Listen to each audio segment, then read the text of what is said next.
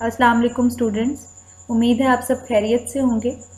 आज के लेक्चर में हम डिस्कस करेंगे unit vector parallel to a vector, direction angles and direction cosines. Unit vector क्या होता है हम पहले भी डिस्कस कर चुके हैं। A unit vector is defined as a vector whose magnitude is unity.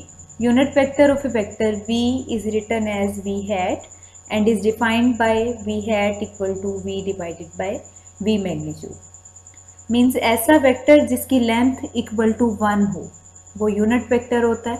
अगर हमने किसी भी वेक्टर v का यूनिट वेक्टर निकालना है तो हम इस वेक्टर v को उसके मैग्नीट्यूड पे डिवाइड कर देंगे तो हमारे पास यूनिट वेक्टर आ जाएगा और उसे शो करने के लिए, डिनोट करने के लिए हम v हैट लिखते हैं। ठीक है। अब यूनिट वेक्टर और वेक्टर v जो है इनकी डायरेक्शन भी हमेशा सेम होती है। मीन्स यूनिट वेक्टर जो है वो v वेक्टर के अलोंग होगा, इनकी डायरेक्शन भी सेम होती है और एक दूसरे के पैरेलल भी होते हैं। ठीक है। एक्सरसाइज पे जाते हैं 7.2 पे और यहाँ पे हम इस तरह से रिलेटेड क्वेश्चन करते हैं। क्वेश्चन नंबर 6 है, if vector a is equal to 3i minus J minus 4k, vector b is equal to minus 2i minus 4j minus 3k and vector c is equal to i plus 2j minus k, find a unit vector parallel to 3a minus 2b plus 4c। अब हमने इस vector के parallel vector निकालना है, 3a minus 2b plus 4c के parallel vector. ठीक है। अब किसी भी वेक्टर के पैरेलल वेक्टर हमेशा यूनिट वेक्टर ही होता है। मीन्स अगर किसी भी वेक्टर की डायरेक्शन में हमने कोई वेक्टर निकालना है तो डायरेक्शन में निकालना हो या पैरेलल निकालना हो तो हमेशा हम यूनिट वेक्टर निकालते हैं। ठीक है। फर्स्ट ऑफ ऑल हम ये वेक्टर निकाल लेते हैं। हमने सपोज कर लिया कि ये जो वेक्टर है 3a minus 2b plus 4c वो इक्वल है d के, वेक्टर d के। अब यहाँ पे a b c की वैल्यूज़ पुट कर देते हैं। यहाँ पे वैल्यूज़ पुट की, जब इन स्केलर्स को अंदर मल्टीप्लाई करेंगे तो 3 को मल्टीप्लाई करेंगे 3i minus J minus 4k से तो हमारे पास 9i minus 3j minus 12k आ जाएगा। इसी तरह से माइनस 2 को वेक्टर b की वैल्यू से मल्टीप्लाई करेंगे तो हमारे पास आ जाएगा 4i plus 8j plus 6k और जब 4 को मल्टीप्लाई करेंगे i plus 2j minus k से तो हमारे पास आ जाएगा 4i plus 8j minus 4k। अब i कंपोनेंट्स को सेपरेट कर लेते हैं तो हमारे पास i कंपोनेंट्स कौन से हैं, 9i है, यहाँ पे 4i है और ये 4i है। इन तीनों को सेपरेट कर दिया। इसी तरह से j कंपोनेंट्स को सेपरेट करते हैं तो -3, 8 और ये 8 और k कंपोनेंट्स को सेपरेट करते हैं तो -12 और 6 और -4। इन्हें सेपरेट करके अगर सॉल्व करते हैं तो हमारे पास d वेक्टर जो है वो 17i plus 13j plus 10k के इक्वल आ गया। ठीक है। अब हमने यहाँ पे d वेक्टर के अलोंग उसके पैरेलल वेक्टर निकालना है। उसके लिए हम क्या करेंगे, जब पैरेलल वेक्टर निकालना होता है या डायरेक्शन में कोई वेक्टर निकालना होता है या अलोंग कोई वेक्टर निकालना होता है तो हम यूनिट वेक्टर फाइंड करते हैं। तो हम सबसे पहले यूनिट वेक्टर के लिए मैग्नीट्यूड निकाल लेंगे d का मैग्नीट्यूड निकालते हैं तो उसके लिए क्या करते हैं कि जो भी कंपोनेंट्स होते हैं उनका स्क्वायर लेते हैं और उन्हें सम करके पॉजिटिव स्क्वायर रूट ले लेते हैं। यहाँ पे हमारे पास i कंपोनेंट है 17 का स्क्वायर लिया, j कंपोनेंट 13 का स्क्वायर लिया और इसी तरह से k कंपोनेंट मीन्स 10 का स्क्वायर लिया और उसका पॉजिटिव स्क्वायर रूट ले लिया। हमारे पास आंसर सॉल्व करने के बाद 3 स्क्वायर रूट ऑफ 62 आ गया। ठीक है। ये हमारे पास मैग्नीट्यूड ऑफ d आ गया। अब हम क्या करेंगे, इसका वेक्टर यूनिट वेक्टर निकाल लेते हैं। Unit vector parallel to d is d hat is equal to d divided by d magnitude. हमारे पास d वेक्टर क्या था, 17i plus 13j plus 10k, वो वैल्यू पुट की और d मैग्नीट्यूड जो हमारे पास आया है वो 3 स्क्वायर रूट ऑफ 62 आ गया। यहाँ पे दोनों वैल्यूज़ पुट कर दी। अब सारे कंपोनेंट्स को सेपरेट कर लेते हैं।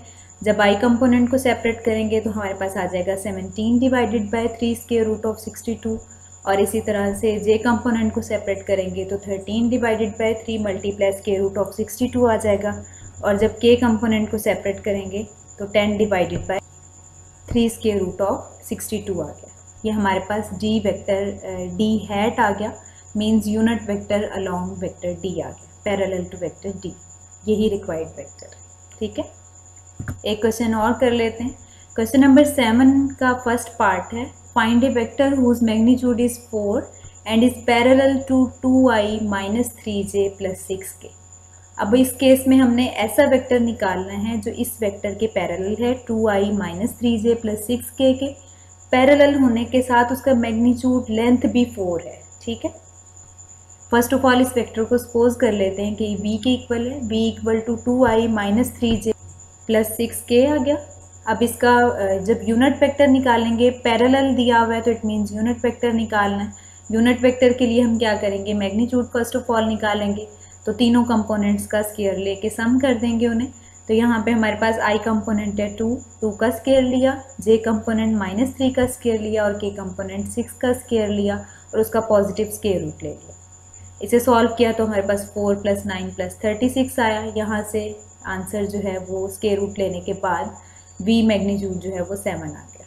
ठीक है, अब यूनिट वेक्टर अगर हम पैरेलल टू वेक्टर v निकालें तो वो v hat divide equal to v divided by v magnitude होता है। v वेक्टर हमारे पास है 2i minus 3j plus 6k, वो पुट किया। v मॉड जो है मैग्नीट्यूड ऑफ v वो 7 है, दोनों की वैल्यूज़ पुट की और अब यहाँ पे कंपोनेंट्स को सेपरेट कर दिया। तो i कंपोनेंट को सेपरेट किया तो 2/7 i आ गया, j कंपोनेंट को सेपरेट करेंगे तो -3/7 और k को सेपरेट करेंगे तो 6/7 आ गया। अब ये वेक्टर v हैट है, ये यूनिट वेक्टर है जो कि पैरेलल टू वेक्टर v है। जब हमने इसका मैग्नीट्यूड भी 4 करना है, इट मीन्स कि उसकी लेंथ जो है वो 4 होनी चाहिए।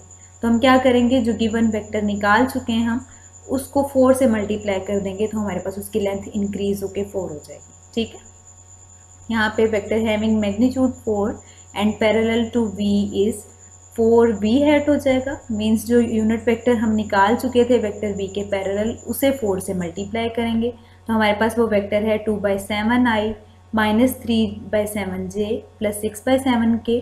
वैल्यू पुट करने के बाद इन्हें मल्टीप्लाई किया तो हमारे पास वेक्टर 4v जो है वो इक्वल आ गया 8/7i minus 12/7j plus 24/7k।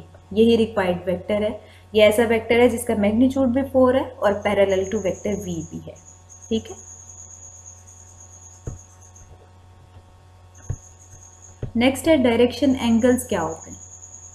अब कोई भी वेक्टर अगर हम स्पेस में लेते हैं, जैसे यहाँ पे एक वेक्टर ले लिया है स्पेस में, OP वेक्टर है जिसे हमने R का नाम दिया, तो ये स्पेस में क्योंकि 3 एक्सिस होते हैं, एक x एक्सिस होता है, एक y एक्सिस होता है और एक z एक्सिस होता है। तो ये जो वेक्टर हमने लिया है R, ये तीनों एक्सिस के साथ एंगल बना रहा होगा। वेक्टर R जो है वो x एक्सिस के साथ एंगल अगर जो बना रहा है उसे हम अल्फ़ा का नाम दे दें, जो y एक्सिस के साथ एंगल बना रहा है अगर उसे हम बीटा का नाम दे दें, और इसी तरह से z एक्सिस के साथ जो एंगल बना रहा है उसे हम गैमा का नाम दे दें। तो ये जो अल्फ़ा, बीटा और गैमा है ये डायरेक्शन एंगल्स होंगे। ठीक है, मीन्स जो वेक्टर जो भी तीनों एक्सिस के साथ एंगल बनाता है उन्हें हम डायरेक्शन एंगल्स कहते हैं। The angles that a vector make with positive x, y and z axis are called direction angles of a vector. Direction angles are denoted by alpha, beta and gamma. जो x axis के साथ होगा वो alpha angle होगा, जो y axis के साथ होगा वो बीटा होगा और इसी तरह से जो z एक्सिस के साथ होगा वो गैमा होगा। ठीक है, नेक्स्ट है डायरेक्शन कोसाइंस क्या होते हैं। हमारे पास जो डायरेक्शन एंगल्स थे मींस अल्फा, बीटा और गैमा, अगर हम उनका कॉज ले लें मींस कोसाइन ले लें तो हमारे पास डायरेक्शन कोसाइंस आ जाते हैं। Cosines of direction angles of a vector are called direction cosines of a vector. The numbers cos alpha, cos beta and cos gamma are direction cosines of the vector. अगर हमारे पास vector v जो है वो equal है xi plus yj plus zk के, then direction cosines of v are वो क्या होंगे, cos अल्फा हमारे पास होगा, ये जो i कंपोनेंट है मींस x, उसे हम मैग्नीट्यूड पे डिवाइड कर देंगे तो हमारे पास cos अल्फा आ जाएगा। इसी तरह से j कंपोनेंट जो कि हमारे पास y है उसे हम मैग्नीट्यूड पे डिवाइड करेंगे वेक्टर के तो हमारे पास cos बीटा आ जाएगा। और इसी तरह से जो k कंपोनेंट है z, उसे अगर हम मैग्नीट्यूड पे डिवाइड कर देंगे तो हमारे पास cos ऑफ गैमा आ जाएगा। ठीक है, जो हमारे पास यूनिट वेक्टर होता है किसी भी वेक्टर का, जैसे v वेक्टर का अगर हम यूनिट वेक्टर जो निकालेंगे उसके जो कंपोनेंट्स होते हैं वो सारे कोसाइंस होते हैं, direction cosines, cos alpha, cos beta और cos गैमा। ठीक है, अब एक्सरसाइज में जाते हैं, इससे रिलेटेड क्वेश्चन कर लेते हैं। क्वेश्चन नंबर 11 है एक्सरसाइज 7.2 से find the direction cosines for the given vector v equal to 3i minus j plus 2k। Means हमने यहाँ पे cos alpha, cos beta, cos gamma निकालना है। हमारे पास जो गिवन वेक्टर है वो है v equal to 3i minus j plus 2k। First of all इसका मैग्नीट्यूड निकाल लेते हैं। तो मैग्नीट्यूड के लिए हम कंपोनेंट्स का स्क्वायर लेते हैं। तो यहाँ पे i कंपोनेंट 3 है, 3 का स्क्वायर, j कंपोनेंट -1 का स्क्वायर और k कंपोनेंट 2 का स्क्वायर लिया और उनका पॉजिटिव स्क्वायर रूट ले लिया। तो हमारे पास मैग्नीट्यूड ऑफ v आ जाएगा।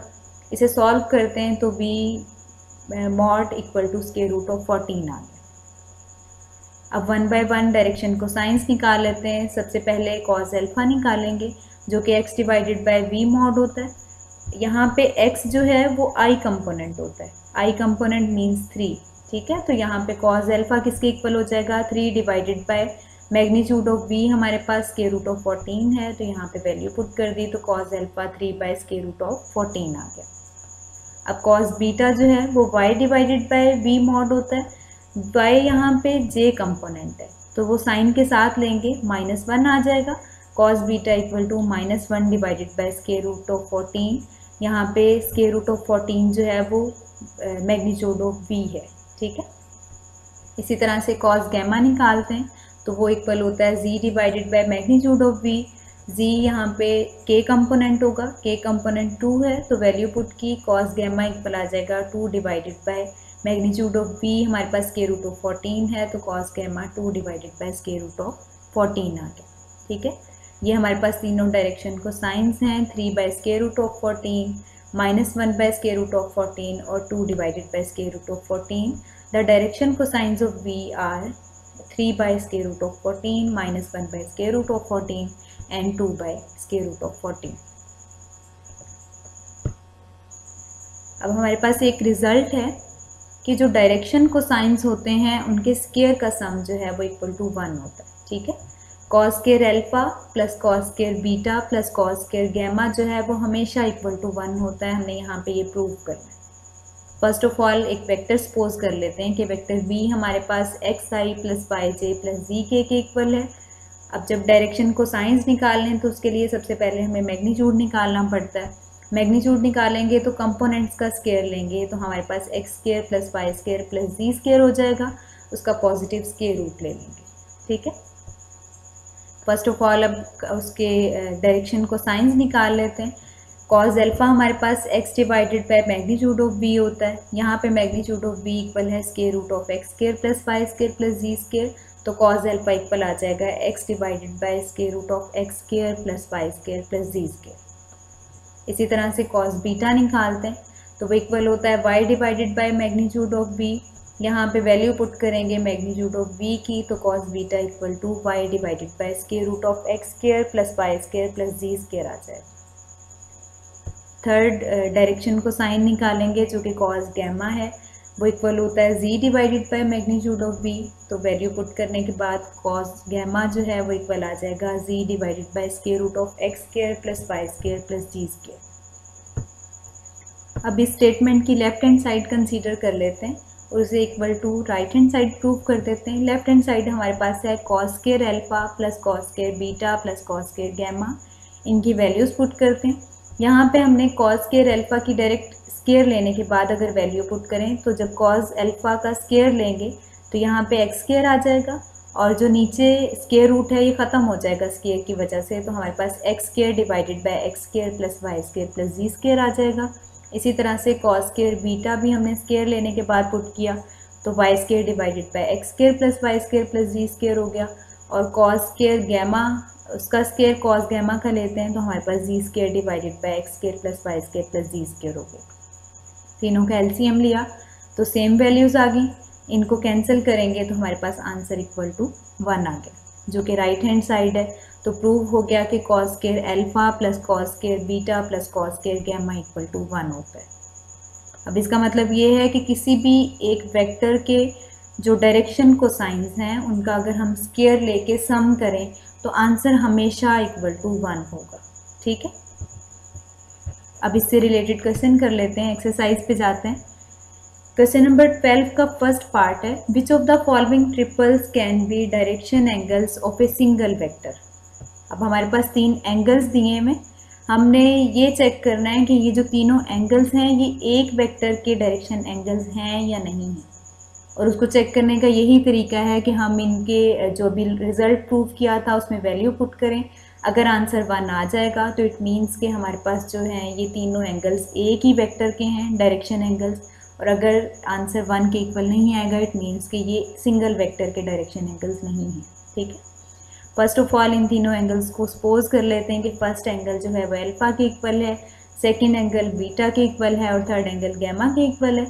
अब कंसीडर कर लेते हैं cos square alpha plus cos square beta plus cos square gamma. यहाँ पे एंगल्स की वैल्यू पुट की, अल्फा और बीटा दोनों 45 डिग्री के इक्वल हैं, गैमा 60 डिग्री के इक्वल है।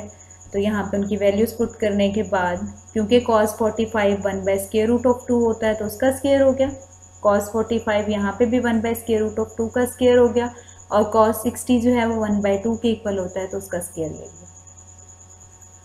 इसे सॉल्व करते हैं तो 1/2 हो जाएगा, स्क्वायर से स्क्वायर रूट ख़त्म हो जाएगा और हमारे पास आ जाएगा 1/2 + 1/2 + 1/4। एलसीएम लेके सॉल्व करते हैं तो हमारे पास आंसर जो है वो 5/4 हो गया।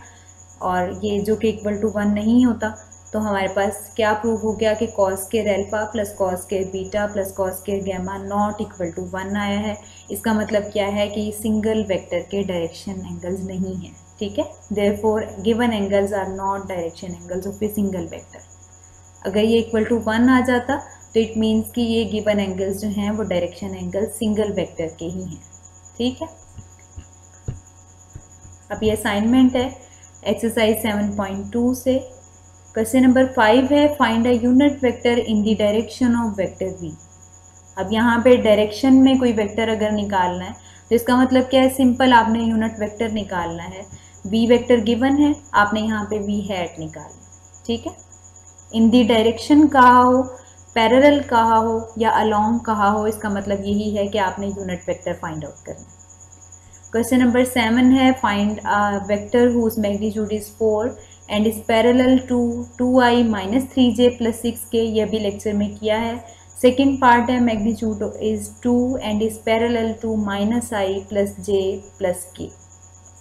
अब यहाँ पे जो वेक्टर दिया हुआ है, फर्स्ट ऑफ ऑल इसका यूनिट वेक्टर निकालेंगे और उसके बाद उसे 2 से मल्टीप्लाई कर देंगे तो हमारे पास वो वेक्टर आ जाएगा जिसका मैग्नीट्यूड 2 भी होगा और पैरेलल भी होगा इसकी वेक्टर।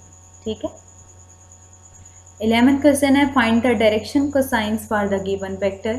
यह भी किया है कि डायरेक्शन कोसाइंस के लिए हम कैसे निकालते हैं, कॉस अल्फा निकाल लेते हैं, कॉस बीटा निकाल लेते हैं और कॉस गैमा निकाल लेते हैं। तो ये जो वेक्टर्स दिए हुए हैं आपने यहाँ पे उनके डायरेक्शन कोसाइंस निकाल लेना है। ठीक है, क्वेश्चन नंबर 12 है, which of the following triples can be direction angles of a single vector. ये जो अभी लेक्चर में लास्ट क्वेश्चन किया है वो यही है कि आपके पास एंगल्स दिए हुए, आपने जो result cos square alpha plus cos square beta plus cos square gamma equal to 1 है उसको उसमें वैल्यू पुट करके वेरीफाई कर। अगर वो रिजल्ट प्रूव हो जाए तो इट मीन्स कि ये जो एंगल्स हैं ये सिंगल वेक्टर के डायरेक्शन एंगल्स हैं, और अगर रिजल्ट इक्वल प्रूफ ना हो इट मीन्स कि ये डायरेक्शन एंगल्स जो हैं वो सिंगल वेक्टर के नहीं हैं। ठीक है, होप सो कि समझ आ गई होगी।